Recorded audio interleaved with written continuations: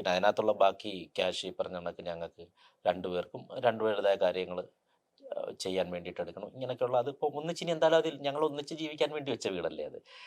അപ്പോൾ അത് ഒരുപാട് സ്വപ്നങ്ങളോടുകൂടി വെച്ച വീടാണത്. അല്ല, ആ വീട് വെച്ചിട്ട് ഒത്തിരി താമസിക്കാൻ പോലും പറ്റില്ല കുറച്ച് ദിവസങ്ങളെ അതിൻ്റെ ഒരു ഫുൾ ഫില്ലിൽ നമുക്ക് താമസിക്കില്ല. കാരണം ഒരുപാട് ഒത്തിരി സ്വപ്നത്തോട് സ്വപ്നം മാത്രമല്ല, വീട് ആക്ച്വലി ഭയങ്കര അതിൻ്റെ കോൺസെപ്റ്റ് കംപ്ലീറ്റ് എൻ്റെതായിരുന്നു. അതിനെല്ലാം സജിന സപ്പോർട്ട് വരുന്നത്. അതാണ് എൻ്റെ മെയിൻ പോയിന്റ്. അതായത് ഇതുവരെയ്ക്കും നിങ്ങൾ കാണാത്ത തരം ഒരുപാട് വിചിത്ര സംഭവങ്ങളുള്ള വളരെ എന്നാൽ എല്ലാം ഈ പറഞ്ഞ കണക്ക് അതിൻ്റെ പിന്നെ നമ്മുടെ വാസ്തു എല്ലാ പ്രകാരമാണ് അത് വെച്ചിരിക്കുന്നത് ഉൾപ്പെടെ.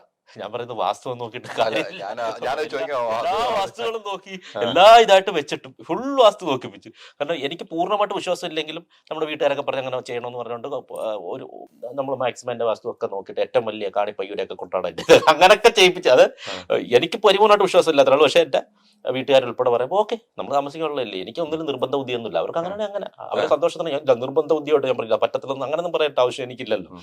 ഓക്കെ, സന്തോഷം. അങ്ങനെയൊക്കെ നോക്കി വെച്ചാണ് ഞാൻ പറഞ്ഞത്. അത് ഭയങ്കര രസകരമായിട്ട് ഒരു കലാ രീതിയിൽ നമ്മുടെ ഒരു കലാ ടച്ചാണ് ഉള്ളൊരു സാധനമായിരുന്നു അത്. അപ്പൊ അതില് അത് അങ്ങോട്ട് ആ രീതിയിലേക്ക് എത്താൻ പറ്റിയില്ല.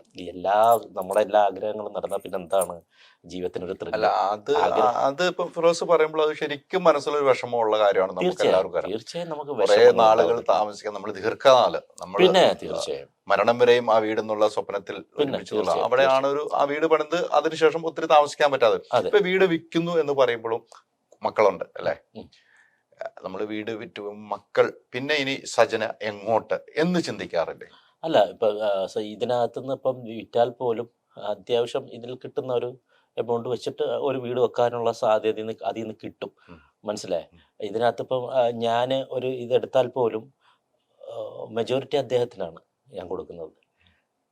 ഇതിപ്പം വിറ്റു എന്ന് പറഞ്ഞാലും അതിനകത്തുനിന്ന് ഒരു ചെറിയ സംഖ്യ മാത്രമേ ഇപ്പം എനിക്ക് അത്രത്തോളം എൻ്റെ സാഹചര്യം അത്ര കറക്റ്റായിട്ടല്ല. പിന്നെ അതും ഞാൻ മേടിക്കൽ അങ്ങ് എഴുതി കൊടുക്കത്തുള്ളൂ. പക്ഷേ ഈ പറഞ്ഞാണെങ്കിൽ എൻ്റെ എല്ലാ വരുമാന മാർഗ്ഗവും അതിനകത്ത് ഞാൻ ഇത്രയും നാളുള്ള എല്ലാം അതിനകത്ത് ഇട്ടു.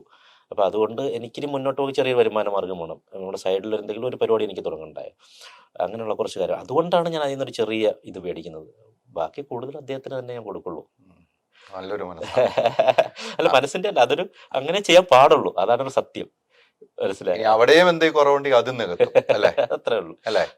അപ്പൊ നമ്മൾ എന്താ പോസിറ്റീവായിട്ട് ചിന്തിച്ചാൽ പോസിറ്റീവായിട്ട് വരും എന്നുള്ളതാണ് എൻ്റെ ഒരു. അവർക്ക് താമസിക്കാനുള്ള എല്ലാ സൗകര്യത്തോടും ഒരു വീട് അവർ വെക്കാനുള്ള തുക അതിൽ നിന്ന് കിട്ടും എന്നുള്ള തീർച്ചയായിട്ടും കൃത്യമായിട്ട് പറയുന്നു. ഇനി അവിടെ എന്തെങ്കിലും കുറവ് വന്നാലും നമ്മൾ നികത്താൻ തയ്യാറാണ്. തീർച്ചയായിട്ടും അതൊക്കെ നമ്മുടെ ഒരു സാഹചര്യം കൊണ്ട് മാത്രം നമ്മൾ കുറച്ചെടുക്കും, അല്ലെങ്കിൽ മൊത്തം കൊടുക്കുമെന്ന് പറഞ്ഞപ്പോൾ ആ മനസ്സ് എനിക്ക് മനസ്സിലായത്.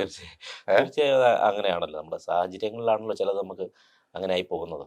ചേഞ്ച് ആകണമെങ്കിൽ മൈജി തന്നെ പോണം. ലേറ്റസ്റ്റ് ബ്രാൻഡ് മൊബൈലുകളും ബെസ്റ്റ് ആക്സസറീസ്, ഒറിജിനൽ ബ്രാൻഡുകളുടെ wide range. MyG future. Change ആകൂ, വേറൊരു റേഞ്ച് ആകൂ. Neetu's Academy, India's #1 language academy.